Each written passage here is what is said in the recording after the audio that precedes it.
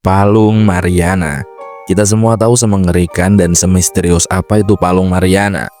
Dasar laut yang kita semua belum tahu ujungnya itu sedalam apa dan makhluk mengerikan apa yang menghuni Palung Mariana. Tapi ada perusahaan bernama Kepler yang memiliki ambisi dan tujuan menembus kedalaman Palung Mariana dengan cara mengebor kedalaman laut. Nggak peduli seberapa banyak nyawa pekerja yang hilang, mereka terus dan tetap teguh dengan ambisi mereka menembus dan mengeruk kekayaan yang ada dalam Palung Mariana. Dan dengan kejam, mereka itu nutupin kematian para pekerja mereka yang gugur. Tapi gue lebih menyebut para pekerja ini sebagai tumbal ambisi gila para kaum elit, bukan mati karena kecelakaan pekerjaan. Warning spoiler, video ini berisikan keseluruhan alur dari film Underwater.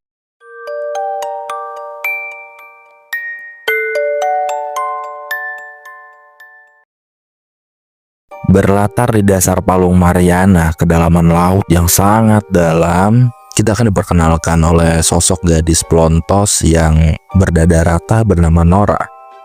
Dia ini teknisi mesin dari markas Kepler. Dia di malam hari lagi di kamar mandi, sedang ngelamun dan ngerenung sambil gosok gigi. Dia berpikir dan melamun, kenapa dia di sini? Sebenarnya apa yang dicari para kaum atas alias para petinggi Kepler? Karena tahun demi tahun yang dimana dia nggak tahu siang, nggak tahu malam, dia terus bekerja di situ tanpa tahu kapan pulang. Tapi dia cuma bisa ngerenung. Namun di dalam lamunannya seperti ada sesuatu yang janggal bakal terjadi. Dan bener aja, tekanan air laut meningkat dikarenakan ada getaran misterius dari dasar bumi yang mengakibatkan sebagian markas hancur. Nora bersama salah satu awak bernama Rodrigo berhasil masuk ke ruang yang cukup aman. Ada beberapa orang yang sedang berlari untuk menyelamatkan diri. Tapi karena kehancuran yang semakin meningkat, nggak ada pilihan lain. Para awak pun harus tewas. Sempat terkena tekanan mental karena tanpa sengaja dia membunuh beberapa rekannya. Tapi Rodrigo menenangkan Nora. Menumbalkan beberapa awak demi keselamatan seluruh awak itu tidaklah buruk. Itu salah satu tindakan yang heroik, dan Nora pun jadi agak lebih tenang. Sehingga mereka pun menyusuri markas yang sebagian cukup hancur. Pas mau masuk ke ruangan sempit, ada suara yang membuat Nora penasaran. Pas disamperin, ternyata ada orang yang masih selamat. Meskipun ketimpa puing-puing yang cukup besar, bro yang bernama Paul ini pun selamat. Dan ternyata dia akrab sama Nora. Mereka pun lanjut masuk ke ruangan kecil menuju suatu ruangan. Dan pas lagi merangkak, Nora kaget, sekaligus sedih. Dan gak nyangka, ternyata mayat yang dia temuin adalah jasad sahabatnya. Sahabatnya tewas mengenaskan. Gak ada waktu buat berkabung, mereka pun melanjutkan perjalanan. Menyusuri lorong sempit yang mengantarkan mereka ke sebuah ruangan yang di dalam ada sosok bapak-bapak yang tidak lain adalah kapten mereka sendiri, yang sedang melamun dengan kondisi salah satu lengannya patah. Nora pun memanggil kapten untuk membukakan pintu, tapi kata si kapten kalau pintunya error. Dan Nora yang seorang teknisi dengan gampang membuka pintu dan menjelaskan kalau situasinya ini sudah chaos banget.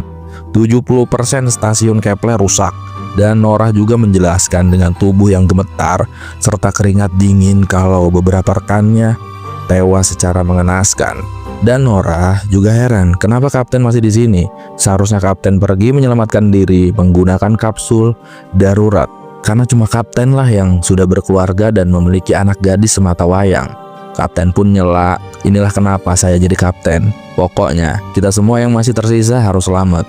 Sembari memeriksa kondisi Nora, kapten sedikit ngasih wejengan ke Nora. Dan ingat, rekan yang udah gugur biarlah itu jadi masa lalu. Sekarang kita fokus ke masa depan, yaitu keselamatan kita. Di sebuah ruang kendali, Nora ketemu dua rekannya yang selamat, Smith dan Emily, sepasang kekasih yang bekerja di tempat yang sama, namun memiliki profesi berbeda. Smith adalah seorang staf yang bekerja di bagian kendali stasiun, atau kasarnya dia adalah supir dari Kepler. Dan Emily adalah staf yang bekerja di bidang penelitian. Mereka senang karena masih ada rekannya yang masih selamat. Gak bisa lama-lama buat ya cengar-cengir bareng-bareng. Nora harus memeriksa keadaan ruang kendali dan keseluruhan stasiun Kepler, dan hampir semua sistem di stasiun Kepler ini rusak. dalam keadaan panik, berujung kepasrahan, dan mereka mikir kalau mereka bakal mengapung dan jadi tumbal ambisi gila para petinggi Kepler yang mungkin aja kematian mereka juga nggak ada yang tahu dan nggak dipeduliin gitu. Tapi Kapten dengan usul gilanya memberi saran yang dimana Kapten mengusulkan untuk pergi ke Robock, suatu tempat dimana di sana memiliki kapsul darurat yang akan menyelamatkan mereka. Usul ini diprotes karena letak Robock yang begitu jauh dan sangat sulit untuk ke sana. Tapi Kapten ngejelasin dong usul gilanya ini, kalau kita ke sana itu dengan cara berjalan melalui rute ini pasti kita bakal selamat dan kita bisa sampai ke Robock dan kita bisa selamat semua. Tapi usul ini masih diperdebatkan. Ya nggak lama terjadilah gempa susulan, dan mau nggak mau, suka nggak suka, mereka ya harus ngikutin usul dari kapten mereka dong. Akhirnya mereka pun bersiap dengan mengenakan baju selam khusus yang mirip dengan baju astronot. Tapi ada yang janggal. Pas si Rodrigo ini mau ngambil helm dia ngelihat helm itu seperti ada yang aneh pada helm tersebut, yang pada akhirnya dia memberikan helm satunya ke Nora. Sus banget nih orang. Akhirnya Liv muncul. Emily yang punya ketakutan tinggi ditenangkan pacarnya. Smith dengan soft spoken bilang ke Emily kalau dia bakal selalu dampingin Emily. Akhirnya mereka pun masuk ke dalam air menggunakan lift tersebut. Ketika sudah sampai di kedalaman air yang cukup dalam, hal aneh terjadi. Helm Rodrigo retak dikarenakan tekanan air yang semakin meningkat. Semuanya panik dan Rodrigo pun harus tewas karena helmnya pecah. Gak perlu gua jelasin gimana kondisi kepalanya si Rodrigo ini, ya jelas ya. Mengenaskan lah. Intinya, kecurigaan gua soal si Rodrigo ini salah. Ternyata Rodrigo memilih helm yang cacat demi keselamatan Nora. Mungkin Rodrigo berpikir Nora akan lebih berguna jika tetap hidup. Tapi kejadian ini membuat Nora sangat terpukul. Meskipun mereka baru saling kenal, ada semacam ikatan batin yang kuat, terlebih sempat terekspos pas Nora megang sebuah foto kenangan bersama mendiang pacarnya. Perawakan pacarnya ini mirip banget sama Rodrigo. Kapten yang melihat Nora semacam kena mental dan mengalami panic attack menenangkan Nora dan minta Nora buat fokus ke depan, yaitu keselamatan kita. Yang sudah gugur biarlah, jangan buat pengorbanan si Rodrigo ini sia-sia. Tapi menarik, semua kan lagi berduka karena Rodrigo ini tewas mengenaskan di depan mata mereka. Si konyol Paul ini malah ngejokes, gak ngerti situasi anjing. Tapi rekan yang lain ini malah nganggep si Paul ini aneh. Ya aneh lah anjing, temen lu baru mati lu malu ngedak jokes. Dark jokes itu ya nunggu momen yang pas sudah agak lama dikit, ini orang baru wafat tadi, wafatnya juga mengenaskan, malah ngejokes. Goblok. Saat lift sudah turun ke bawah, kayak ada hal yang janggal dan aneh di bawah. Kapten pun menyuruh Paul dan Smith untuk memeriksanya. Pas sudah keluar dan memeriksa keadaan, mereka berdua menemukan jasad yang bentukannya udah kacau banget. Pas mereka meriksa si jasad dan sekitar si jasad, tiba-tiba ada yang aneh dan janggal. Kapten nyuruh mereka untuk balik, tapi Paul tetap meriksa dan sangat kepo sama keadaan jasad itu. Tapi tiba-tiba mereka diserang semacam anomali, tapi itu bukan masalah karena anomali ini sangat kecil. Dan menurut dugaan mereka, si anomali inilah yang memakan jasad barusan. Dan sepertinya anomali ini semacam pemakan manusia. Harapan selamat semakin kecil, belum lagi mental bisa down kalau kayak gini mah. Dan lagi-lagi hal aneh gak keduga terjadi. Listrik tiba-tiba padam, dan di luar seperti ada ketukan atau benturan. Mau dibilang puing-puing juga. Jatuhnya ini suaranya ini kayak orang yang ngerangkak jalan di atas. Pas Kapten nyorot senter ke jendela atas, anomali yang ukurannya lebih besar ada di atas. Dan sepertinya dia adalah emak dari si anomali yang berhasil ditangkap ini. Dia nggak terima kalau anaknya dibunuh. Dirasa situasi semakin berbahaya, mereka memutuskan untuk keluar dari kapal dan pindah ke ruangan yang bakal nganterin mereka ke Robock. Pas arah ke sana dengan cara jalan kaki, si anomali balik lagi nyerang anjing, yang membuat oksigennya si Smith ini rusak dan gas oksigennya bocor. Tapi beruntung Smith masih selamat, meskipun dia harus lemes tak berdaya karena kehabisan oksigen dan juga dia menghirup gas yang ditimbulkan dari kerusakan oksigen miliknya. Dalam keadaan panik dan ngeri, terlebih masih ada suara di luar. Tapi kapten bilang, jangan panik, itu cuma suara puing-puing yang jatuh. Akhirnya mereka naik semacam kereta mini yang ada di kapal tersebut. Singkat cerita, karena kedalaman air yang masih dalam, mereka memutuskan untuk lanjut perjalanan dengan berjalan kaki. Dan sampailah mereka di jalan buntu yang sempit. Nora yang merasa badannya paling kecil memeriksa apakah ini jalanan buntu atau ada jalan lain di depan yang terhalang. Pas udah diperiksa ternyata aman. Tempatnya luas, cuma ya harus satu-satu kalau mau nyebrang. Karena tempatnya ini sempit banget. Dimulai dari Emily, terus kapten, lalu Smith. Pas si Paul mau lewat, ada hal aneh yang terjadi. Kaki Paul seperti lengket karena dia menginjak semacam slender atau apalah. Tapi tiba-tiba Paul ini semacam kayak ditarik anomali gitu. Dan mereka yang menahan Paul dengan sekuat tenaga malah nyaksiin kematian Paul, yang dimana anomali tersebut menarik Paul dari bajunya. Mereka semua yang panik meninggalkan Paul yang habis dilahap anomali tersebut. Tapi sebelum itu, Paul sempat menitipkan kelinci kesayangannya yang dia beri nama Lil Paul buat kenang-kenangan ke keluarganya. Lalu sampailah mereka di salah satu stasiun Kepler. Mereka melihat mesin bor yang beratnya 6.000 ton hancur terkoyak-koyak. Ini tanda tanya. Kok bisa mesin bor dasar laut yang beratnya 6.000 ton ini hancur? Dan mereka sadar kalau mereka terlalu banyak mengambil apa yang ada di dasar laut, sehingga laut marah dan meminta tumbal sebagai gantinya. Tapi sialnya, yang kenyang ya pemilik perusahaan Kepler beserta petinggi-petingginya. Yang mampus ya pekerjanya yang jadi tumbal kerakusan para petinggi Kepler. Emang anjing. Kapten yang merasa kalau stasiun ini tidak aman lagi mengajak mereka untuk keluar dan pergi ke robok secepatnya. Tapi sebelum itu ya oksigen punyanya si Smith ini harus diperbaikin dulu, karena kalau enggak Smith ya bisa wafat dan mati konyol di dasar laut. Yang pada akhirnya mereka melanjutkan perjalanan menuju robok. Mereka berjalan dengan hati-hati dan anomali itu muncul sekelebat yang membuat mereka panik. Kapten memerintahkan untuk mematikan lampu dan nyalakan infrared saja. Dan lagi-lagi anomali itu menyerang. Dan tiba-tiba Smith ngilang gitu aja, yang membuat mereka itu panik. Karena Smith tiba-tiba hilang, terlebih lagi Emily yang teriak histeris. Dan ternyata Smith tersangkut di terumbu karang. Sepertinya dia ditarik anomali itu dan dia tersangkut. Akhirnya mereka menarik Smith dari terumbu karang tersebut. Dan pas Smith udah berhasil diselamatin, ada senjata yang tertinggal di terumbu karang tersebut. Kapten nyoba untuk mengambilnya, karena siapa tahu ya berguna senjata ini. Nora tapi ngomong, udahlah nggak usah, buruan kita selamatin diri. Tapi kapten tetap ngeyel dan tetap mau ngambil senjata tersebut. Dan kapten ditarik anomali tersebut. Nora juga ikut ke bawah, sampai membuat kapten tersangkut di semacam saringan yang udah nggak berfungsi gitu. Nora yang aman berusaha menyelamatkan kapten yang tersangkut. Tapi ini susah banget.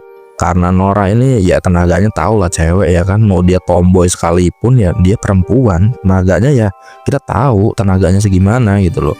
Sampai pada akhirnya anomali itu datang lagi dan kita dipertontonkan wujud dari anomali tersebut. Mulutnya menganga dan dia siap menerkam dan memakan si Nora ini. Tapi dengan sebilah pisau, kapten menyelamatkan Nora yang membuat sang kapten terseret anomali tersebut. Nora memegang tangan kapten karena nggak bisa gitu loh kalau dia harus selamat sendirian. Dia harus selamat sama kapten. Tapi kapten minta untuk dilepas aja. Karena tekanan pada baju si kapten ini semakin meningkat dan akan memunculkan ledakan yang mungkin bisa membunuh si anomali itu gitu loh. Karena Nora yang tetap ngeyel dan tetap memegang tangan kapten, kapten secara paksa melepas tangan Nora dan kapten meledak di depan mata Nora. Nora yang terbangun dari pingsan dengan baju selamnya yang mulai kritis, dia berjalan menyusuri gelapnya dasar lautan sendirian. Sempat dibuat kaget, ternyata itu hanya tuan tentakel aja. Dan akhirnya Nora menemukan bor dasar laut bernama Shepherd. Bor ekspedisi yang udah lama ditinggalin dan nggak digunain lagi. Di sini Nora bisa bernafas lega, tapi sayang, tidak ada kapsul darurat di tempat ini. Dia selamat, tapi dia sendirian. Nora terus-terusan memanggil nama Emily dan Smith, karena menurut dia cuma mereka berdua lah yang masih selamat. Tapi nggak ada jawaban. Sendirian di sebuah ruangan membuat Nora ini semacam depresi dan gak bisa kayaknya kalau gue harus selamat sendirian. Gue harus selamat bareng teman-teman gue yang masih hidup. Yang pada akhirnya dengan tekad yang udah bulat, bermodalkan pistol yang memungkinkan jika anomali itu terkena pistol ini, anomali itu bakal meledak. Ya akhirnya Nora nyelam lagi. Sambil memanggil-manggil nama Emily, Nora lanjut menyusuri gelapnya dasar laut yang gak lama dari situ. Suara Emily terdengar seperti orang yang sudah pasrah kalau bentar lagi bakal mati. Dia ngomong ngelantur, bahkan Nora panggil pun dia gak ngegubris samsek.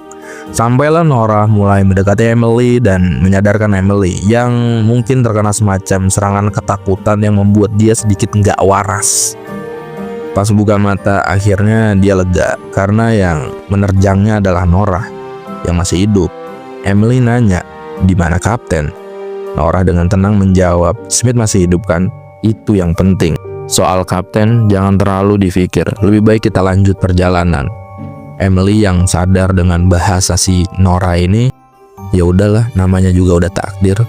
Akhirnya Nora, Emily dan Smith yang setengah sekarat pun melanjutkan perjalanan menuju Roebuck, bor paling dalam stasiun Kepler, karena di sana menyimpan kapsul untuk mereka selamat.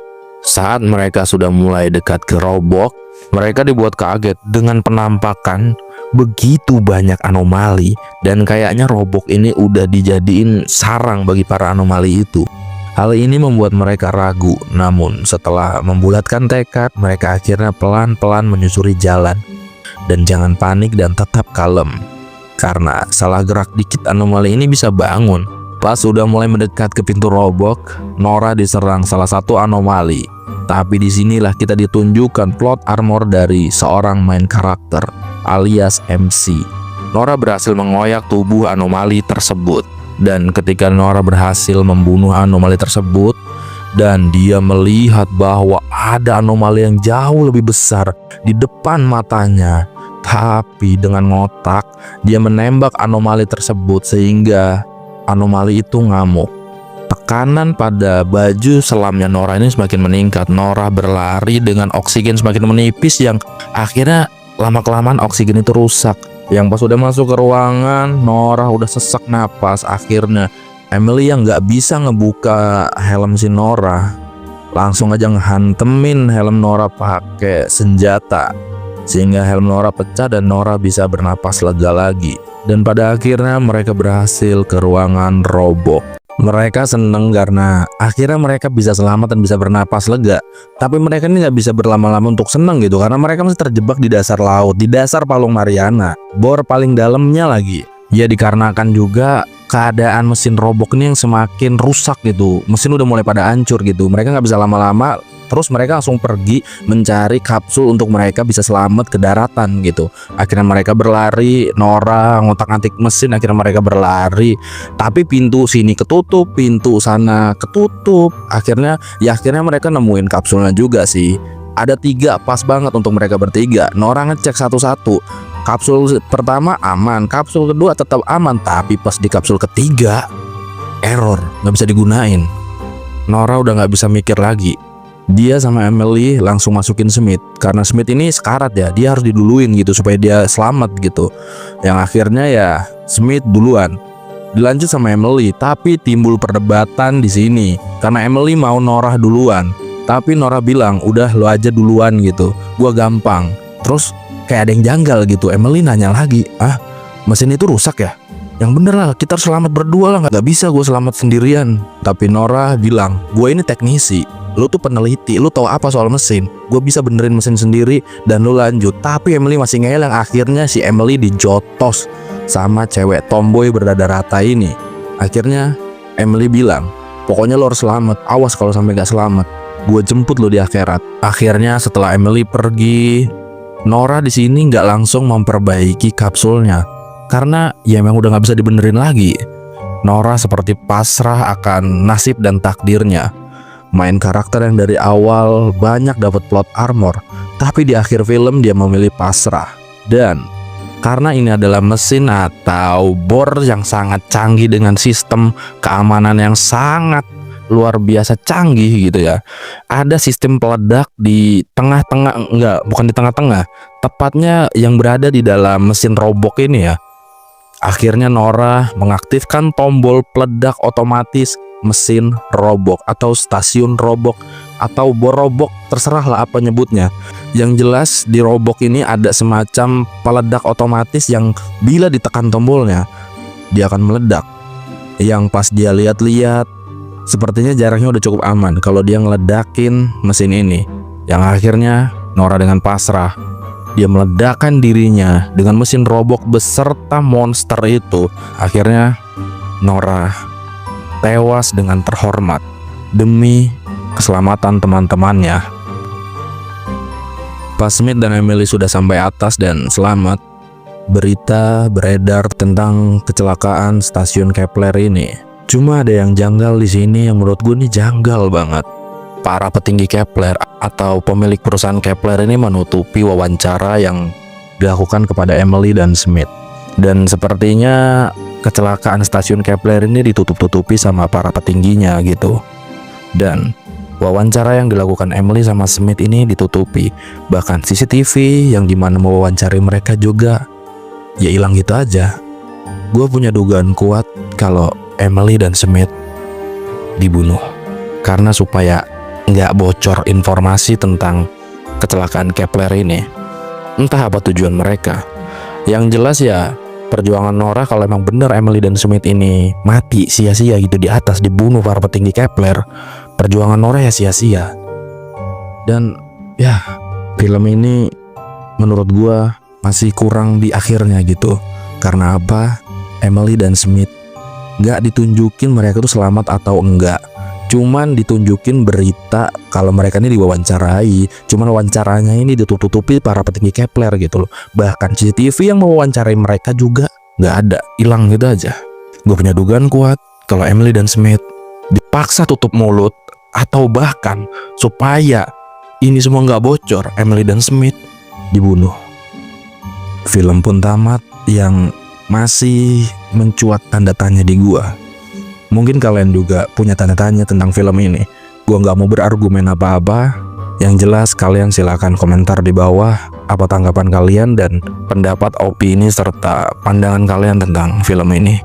Apakah film ini ngegantung atau enggak? Tapi menurut gue sih masih banyak yang janggal tentang Emily dan Smith yang selamat atau enggak. Dan banyak lagi kejanggalan-kejanggalan yang masih belum diungkapkan di film ini gitu loh. Mungkin ada kelanjutannya berikutnya ya kita nggak tahu. Ya udahlah segitu aja. Gua pamit undur diri. Arigato sadayana.